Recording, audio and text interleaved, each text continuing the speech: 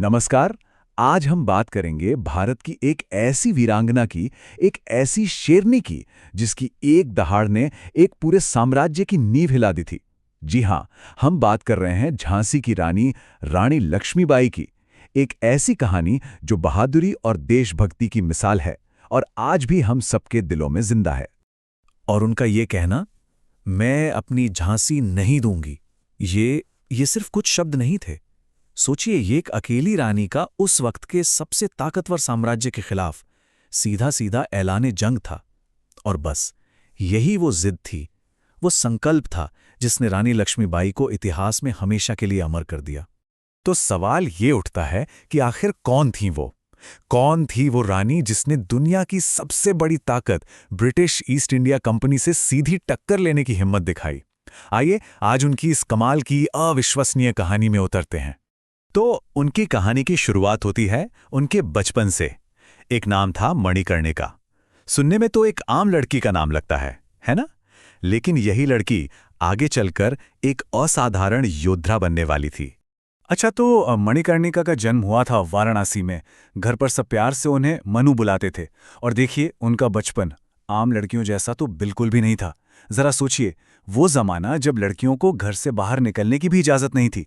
उस दौर में मनु लड़कों के साथ मिलकर तलवारबाजी सीख रही थी, घुड़सवारी कर रही थीं, युद्ध कला में माहिर हो रही थीं, और ये सब हो रहा था उनके पिता मोरोपंत तांबे की देखरेख में।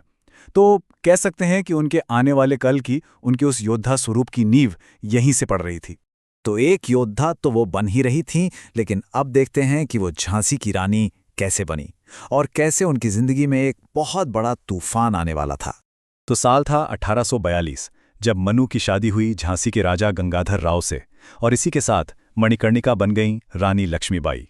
लेकिन किस्मत को शायद कुछ और ही मंजूर था। उनकी खुशियों पर जैसे नजर लग गई। पहले उनके बेटे का जन्म के कुछ ही समय बाद निधन हो गया, और फिर कुछ ही साल बाद 1853 में राजा गंगाधर राव भी नहीं रहे।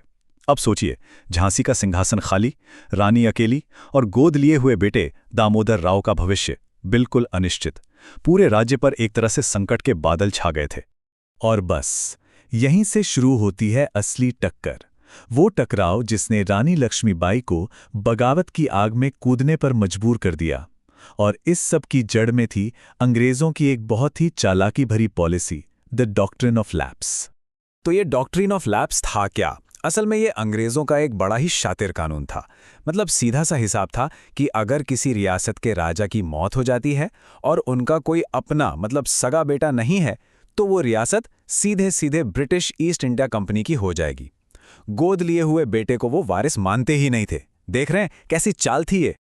और अंग्रेजों ने बिल्कुल यही किया। उन्होंने इसी कानून का बहाना बनाकर रानी के गोद लिए बेटे दामोदर राव को झांसी का अगला राजा मानने से साफ मना कर दिया। इरादा बिल्कुल साफ था, उन्हें झांसी पर कब्जा करना था। लेकिन वो शायद ये भूल गए थे कि उनका सामना किससे है। रानी लक्ष्मीबाई ने भी मन में ठान लिया था, कुछ भी हो जाए अपनी झांसी तो नहीं दूंगी।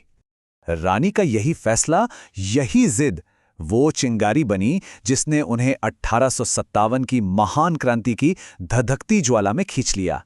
भारत का पहला स्वतंत्रता संग्राम। तो जब 1857 में बगावत की आग पूरे देश में फैली ना, तो रानी लक्ष्मीबाई इसके सबसे बड़े चेहरों में से एक बनकर सामने आईं। उन्होंने जरा भी देर नहीं की, फौरन अपनी सेना तैयार की, झांसी के किले को अभेद्य बनाया और एक कमाल की सेनापति की तरह खुद मैदान में उतरकर अपनी रियासत को बचाने की कमान संभाल ली। कहते हैं उनकी बहादुरी के किस्सों ने अंग्रेजों तक के दिलों में खौफ भर दिया था।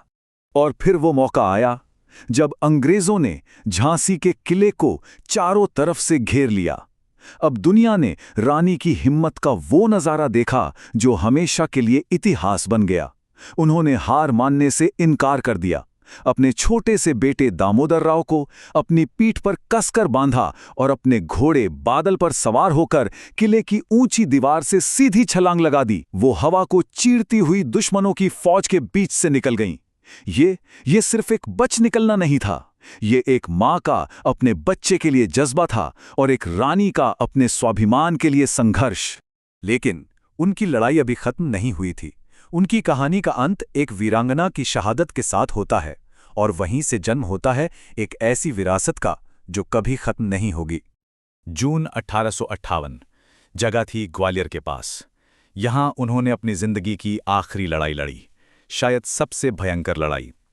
इस जंग में वो बहुत बुरी तरह जख्मी हो गईं, लेकिन अपनी आखिरी सांस तक उन्होंने हार नहीं मानी, दुश्मन के आगे झुकी नहीं। उन्होंने वीर गति को प्राप्त किया, एक ऐसी मौत जो सिर्फ नायकों को मिलती है।